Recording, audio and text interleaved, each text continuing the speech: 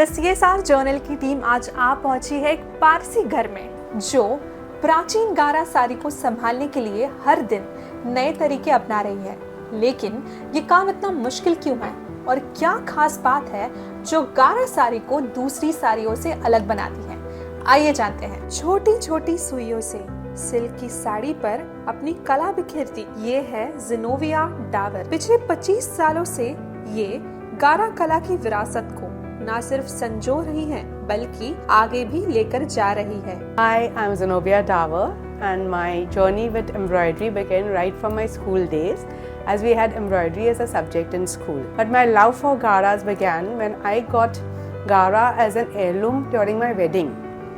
And I fell in love with the embroidery and I said if ever I have to do it, I will do it only in the authentic form because it looks so beautiful. Bharat की वस्त्र परंपराओं में कुछ नाम सिर्फ fabric नहीं बल्कि इतिहास, संस्कृति और सामूहिक स्मृति की निशानी माने जाते हैं। गारा साड़ी उन्हीं में से एक है। गारा साड़ी का डिजाइन एक बहुत ही अद्भुत मिश्रण है जो फारसी, चीनी और भारतीय कलाओं का बेहतरीन कॉम्बिनेशन है। ये साड़ी सिर्फ एक फैशन स्टेटमेंट नहीं बल्कि इसके हर धागे में छुपी होती है एक कहानी। मुंबई के पारसी वस्त्र संरक्षक इस साड़ी को संरक्षण के लिए पुरानी कला और आधुनिक तकनीक दोनों का इस्तेमाल कर रहे हैं ताकि ये विरासत हमेशा के लिए संभाल कर रखी जा सके।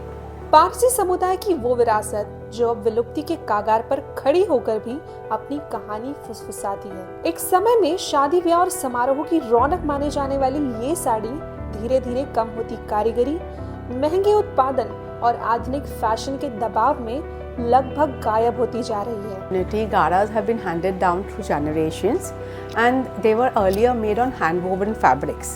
So even if there is any tear or if the fabric has deteriorated, everything can be restored and you can have that piece back into your family. And you can even pass it down through generations for years to come. गारा साड़ी की कहानी 19वीं सदी से शुरू होती है जब पारसी व्यापारी चीन जाकर सिल्क, एम्ब्रॉयडरी और कला सीखकर भारत लौटे। चीनी तकनीक, फारसी बारीकियां और भारतीय भावनाएं मिलकर एक ऐसा कला बनी जिसका नाम पड़ा गारा। इसे पारसी पहचान का चलता फिरता इतिहास कहा जाता है। इसकी खासियत है सिल्क साड़ी, आंखों को चकित करने वाला थ्रेड वर्क और लगभग पेंटिंग जैसे दिखने वाली hand embroidery. Now this particular gara, what I have over here, has a lot of Japanese influence because it has got a lot of padding work, French knots, cording, bullion stitches involved over here. हर गारा पर कहानी छुपी होती है। फूल, पक्षी, बेलें, पौराणिक चिन्ह, पर्शियन मोटिव्स और कभी-कभी पूरी जीवन गाथा। पुरानी पीढ़ियां गारा को सिर्फ साड़ी नहीं बल्कि विरासत की पूंजी मानती है। इसे बनाने में 6 महीने से 2 साल तक का समय लग जाता है। कारीगर आंखों से धागा चुनते हैं ताकि डिजाइन्स परफेक्ट दिखे। So an authentic gara that would take you about 6 months to make with a small sewing needle would barely take you 2 weeks with an RE needle because you just go tuck tuck tuck and it's done.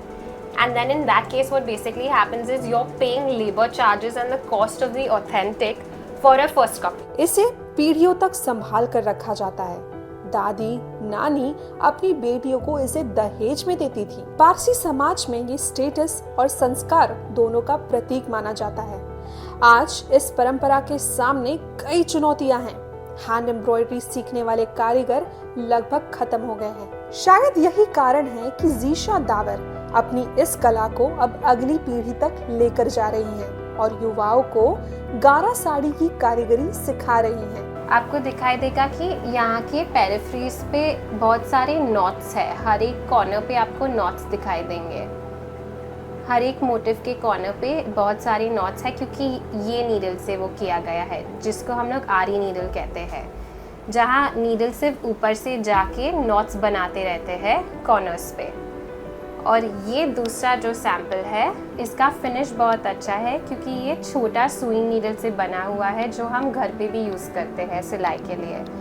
इसमें जो needle है वो fabric के दोनों side से पास होता है और इसीलिए इसका फिनिश अच्छा है और आपको साइड्स पे कुछ भी नॉट्स नहीं दिखाई देंगे। चीनी मशीन निर्मित नकली गारा सस्ते में बाजारों में भर गए हैं। असली और नकली गारा साड़ी में पहचान वही कर सकता है जिसे इसकी समझ हो। Because this is vegetable dyed and you should not wear it, you should put perfume on yourself at least 15 minutes before you dress up.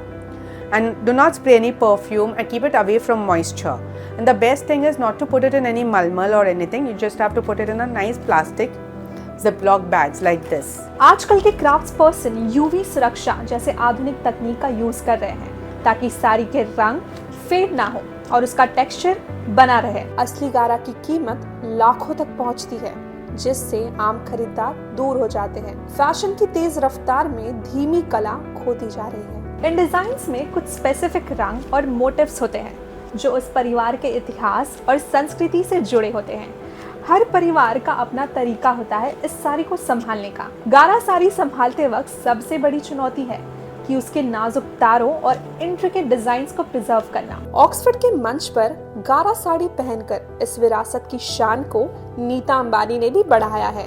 ऐसे में आज फैशन लौट रहा है, लोग अपनी जड़ों की ओर मुड़ रहे हैं। यही संकेत है कि ये कला अभी खत्म नहीं हुई है, बस इसे फिर से मंच पर बुलाने की जरूरत है। गारा साड़ी सिर्फ पारसी परंपरा नहीं, बल्कि भारत की उस विविध सांस्कृतिक धरोहर का हिस्सा है जो समय के साथ अपनी चमक नहीं खोती। ये कपड़ा नहीं, समय की तहों में सहेजा हुआ इतिहास है। अगर इसे आज बचाया गया तो ये आने वाली पीढ़ियों को सिर्फ वस्त्र ही नहीं, पहचान और गर्व भी सौंपेगी। ये थी गारा सिल्क साड़ीज पर हमारी एक्सक्लूसिव रिपोर्ट। ऐसी और खबरों के लिए बने रहिए 10 ये साल जर्नल के साथ।